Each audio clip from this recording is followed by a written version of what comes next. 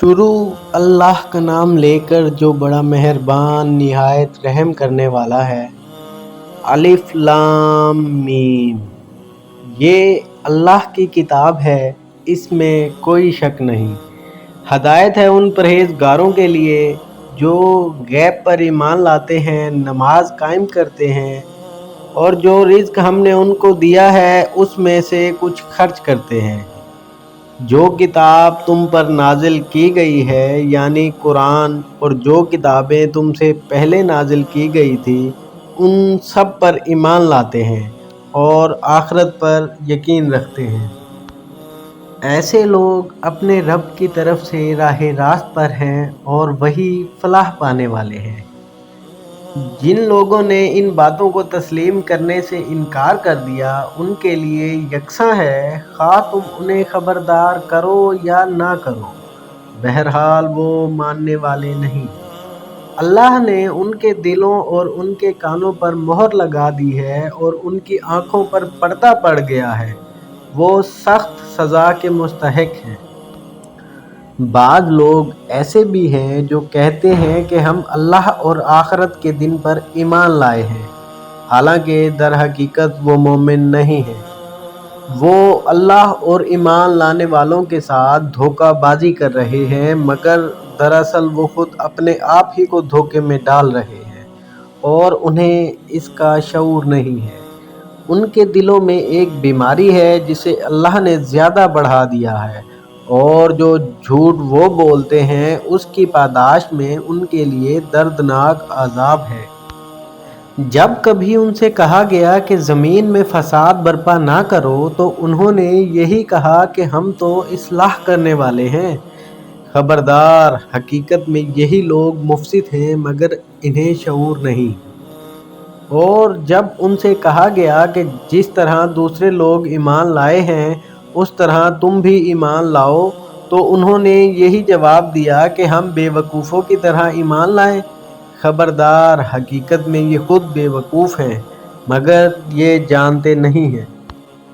جب یہ اہل ایمان سے ملتے ہیں تو کہتے ہیں کہ ہم ایمان لائے ہیں، اور جب علیحدگی میں اپنے شیطانوں سے ملتے ہیں تو کہتے ہیں کہ اصل میں تو ہم تمہارے ساتھ ہیں اور ان لوگوں سے محض مذاق کر رہے ہیں۔ اللہ ان سے مذاق کر رہا ہے اور ان کی رسی دراز کیے جاتا ہے اور یہ اپنی سرکشی میں اندھوں کی طرح بھٹکتے چلے جاتے ہیں۔ یہ وہ لوگ ہیں جنہوں نے ہدایت کے بدلے گمراہی خرید لی ہے، مگر یہ سودا ان کے لیے نفع بخش نہیں ہے اور یہ ہرگز صحیح راستے پر نہیں ہیں۔ ان کی مثال ایسی ہے جیسے ایک شخص نے آگ روشن کی اور جب اس نے سارے ماحول کو روشن کر دیا تو اللہ نے ان کا نور بصارت سلب کر لیا اور انہیں اس حال میں چھوڑ دیا کہ تاریکیوں میں انہیں کچھ نظر نہیں آتا۔ یہ بہرے ہیں، گونگے ہیں، آندھے ہیں، یہ اب نہ پلٹیں گے۔ یا پھر ان کی مثال یوں سمجھو کہ آسمان سے زور کی بارش ہو رہی ہے اور اس کے ساتھ اندھیری گھٹا اور کڑک اور چمک بھی ہے۔ یہ بجلی کے کڑاکے سن کے اپنی جانوں کے خوف سے کانوں میں انگلیاں ٹھوس لیتے ہیں، اور اللہ ان منکرین حق کو ہر طرف سے گھیرے میں لیے ہوئے ہے۔ چمک سے ان کی حالت یہ ہو رہی ہے کہ گویا عن قریب بجلی ان کی بصارت اچک لے جائے گی۔ جب ذرا کچھ روشنی انہیں محسوس ہوتی تو اس میں کچھ دیر چل لیتے اور جب ان پر اندھیرا چھا جاتا تو کھڑے ہو جاتے۔ اللہ چاہتا تو ان کی سماعت اور بصارت بالکل ہی سلب کر لیتا، یقیناً وہ ہر چیز پر قادر ہے۔ لوگو، بندگی اختیار کرو اپنے اس رب کی جو تمہارا اور تم سے پہلے لوگ جو ہو کر گزرے ہیں ان سب کا خالق ہے۔ تمہارے بچنے کی توقع اسی صورت سے ہو سکتی ہے۔ وہی تو ہے جس نے تمہارے لیے زمین کا فرش بچھایا، آسمان کی چھت بنائی، اوپر سے پانی برسایا اور اس کے ذریعے سے ہر طرح کی پیداوار نکال کر تمہارے لیے رزق پہنچایا۔ پس جب تم یہ جانتے ہو تو دوسروں کو اللہ کا مد مقابل نہ ٹھہراؤ۔ اور اگر تمہیں اس امر میں شک ہے کہ یہ کتاب جو ہم نے اپنے بندے پر اتاری ہے یہ ہماری ہے یا نہیں، تو اس کی مانند ایک صورت ہی بنا لاؤ، اپنے سارے ہم نواؤں کو بلا لو، ایک اللہ کو چھوڑ کر باقی جس کی مدد چاہو مدد لے لو، اگر تم سچے ہو تو یہ کام کر کے دکھاؤ۔ لیکن اگر تم نے ایسا نہ کیا، اور یقیناً کبھی ایسا کر بھی نہیں سکتے، تو ڈرو اس آگ سے جس کا ایندھن بنیں گے انسان اور پتھر، جو مہیا کی گئی ہے منکرین حق کے لیے۔ اور اے پیغمبر، جو لوگ اس کتاب پر ایمان لے آئے اور اس کے مطابق اپنے عمل درست کر لیں، انہیں خوشخبریاں دے دو کہ ان کے لیے ایسے باغ ہیں جن کے نیچے نہریں بہتی ہوں گی۔ ان باغوں کے پھل صورت میں دنیا کے پھلوں سے ملتے جلتے ہوں گے۔ جب کوئی پھل انہیں کھانے کو دیا جائے گا تو وہ کہیں گے ایسے ہی پھل اس سے پہلے دنیا میں ہم کو دیے جاتے تھے۔ ان کے لیے وہاں پاکیزہ بیویاں ہوں گی اور وہ ہمیشہ وہاں رہیں گے۔ ہاں، اللہ اس سے ہرگز نہیں شرماتا کہ مچھر یا اس سے بھی حقیر تر کسی چیز کی مثال دے۔ جو لوگ حق بات کو قبول کرنے والے ہیں، وہ انہی مثالوں کو دیکھ کر جان لیتے ہیں کہ یہ حق ہے جو ان کے رب ہی کی طرف سے آیا ہے، اور جو ماننے والے نہیں ہیں وہ انہیں سن کر کہنے لگتے ہیں کہ ایسی مثال سے اللہ کو کیا سروکار۔ اس طرح اللہ ایک ہی بات سے بہتوں کو گمراہی میں مبتلا کر دیتا ہے اور بہتوں کو راہ راست دکھا دیتا ہے، اور گمراہی میں وہ انہی کو مبتلا کرتا ہے جو فاسق ہے۔ اللہ کے عہد کو مضبوط باندھ لینے کے بعد توڑ دیتے ہیں۔ اللہ نے جسے جوڑنے کا حکم دیا اسے کاٹتے ہیں اور زمین میں فساد برپا کرتے ہیں۔ حقیقت میں یہ لوگ نقصان اٹھانے والے ہیں۔ تم اللہ کے ساتھ کفر کا رویہ کیسے اختیار کرتے ہو، حالانکہ تم بے جان تھے؟ اس نے تم کو زندگی عطا کی، پھر وہی تمہاری جان سلب کرے گا، پھر وہی تمہیں دوبارہ زندگی عطا کرے گا، پھر اسی کی طرف تمہیں پلٹ کر جانا ہے۔ وہی تو ہے جس نے تمہارے لیے زمین کی ساری چیزیں پیدا کی، پھر اوپر کی طرف توجہ فرمائی اور 7 آسمان استوار کیے، اور وہ ہر چیز کا علم رکھنے والا ہے۔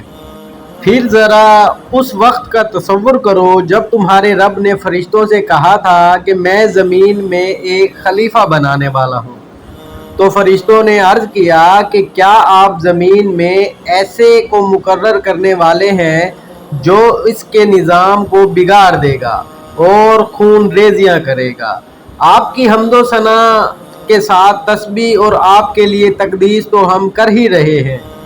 فرمایا جو کچھ میں جانتا ہوں تم نہیں جانتے۔ اس کے بعد اللہ نے آدم کو ساری چیزوں کے نام سکھائے، پھر انہی فرشتوں کے سامنے پیش کیا اور فرمایا اگر تمہارا خیال صحیح ہے کہ کسی خلیفہ کے تقرر سے انتظام بگڑ جائے گا تو ذرا ان چیزوں کے نام بتاؤ۔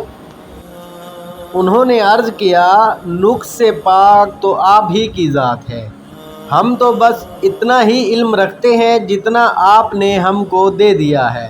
حقیقت میں سب کچھ جاننے والا اور سمجھنے والا آپ کے سوا کوئی نہیں۔ پھر اللہ نے آدم سے کہا تم ان چیزوں کے نام کے بارے میں بتاؤ۔ جب اس نے ان کو سب کے نام بتا دیے تو اللہ نے فرمایا میں نے تم سے کہا نہ تھا کہ میں آسمانوں اور زمین کی وہ ساری حقیقتیں جانتا ہوں جو تم سے مخفی ہیں۔ جو کچھ تم ظاہر کرتے ہو وہ بھی مجھے معلوم ہے، اور جو کچھ تم چھپاتے ہو اسے بھی میں جانتا ہوں۔ پھر جب ہم نے فرشتوں کو حکم دیا کہ آدم کے آگے جھک جاؤ تو سب جھک گئے، مگر ابلیس نے انکار کیا اور وہ اپنی بڑائی کے گھمنڈ میں پڑ گیا اور نافرمانوں میں شامل ہو گیا۔ پھر ہم نے آدم سے کہا کہ تم اور تمہاری بیوی دونوں جنت میں رہو اور یہاں با فراغت جو چاہو کھاؤ پیو، مگر اس درخت کا رخ نہ کرنا ورنہ ظالموں میں شمار ہوگے۔ آخر کار شیطان نے ان دونوں کو اس درخت کی ترغیب دے کر ہمارے حکم کی پیروی سے ہٹا دیا اور انہیں اس حالت سے نکلوا کر چھوڑا جس میں وہ تھے۔ ہم نے حکم دیا کہ اب تم سب یہاں سے اتر جاؤ، تم ایک دوسرے کے دشمن ہو اور تمہیں ایک خاص وقت تک زمین میں ٹھہرنا اور وہی گزر بسر کرنا ہے۔ اس وقت آدم نے اپنے رب سے چند کلمات سیکھ کر توبہ کی، جس کو اس کے رب نے قبول کر لیا، کیونکہ وہ بڑا معاف کرنے والا اور رحم فرمانے والا ہے۔ ہم نے کہا کہ تم سب یہاں سے اتر جاؤ، پھر جو میری طرف سے کوئی ہدایت تمہارے پاس پہنچے تو وہ لوگ میری اس ہدایت کی پیروی کریں گے، ان کے لیے کسی خوف اور رنج کا موقع نہ ہوگا، اور جو اس کو قبول کرنے سے انکار کریں گے، ہماری آیات کو جھٹلائیں گے، وہ آگ میں جانے والے لوگ ہیں جہاں وہ ہمیشہ رہیں گے۔ اے بنی اسرائیل، ذرا خیال کرو میری اس نعمت کا جو میں نے تم کو عطا کی تھی۔ میرے ساتھ تمہارا جو عہد تھا اسے تم پورا کرو، تو میرا جو عہد تمہارے ساتھ تھا اسے میں پورا کروں گا، اور مجھ ہی سے تم ڈرو۔ اور میں نے جو کتاب بھیجی ہے اس پر ایمان لاؤ، یہ اس کتاب کی تائید میں ہے جو تمہارے پاس پہلے سے موجود تھی، لہذا سب سے پہلے تم ہی اس کے منکر نہ بن جاؤ۔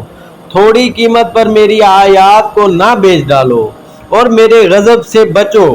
باطل کا رنگ چڑھا کر حق کو متشبہ نہ بناؤ، اور نہ جانتے بوجھتے حق کو چھپانے کی کوشش کرو۔ نماز قائم کرو، زکوٰۃ دو، اور جو لوگ میرے آگے جھک رہے ہیں ان کے ساتھ تم بھی جھک جاؤ۔ تم دوسروں کو تو نیکی کا راستہ اختیار کرنے کے لیے کہتے ہو، مگر اپنے آپ کو بھول جاتے ہو، حالانکہ تم کتاب کی تلاوت کرتے ہو۔ کیا تم عقل سے بالکل بھی کام نہیں لیتے؟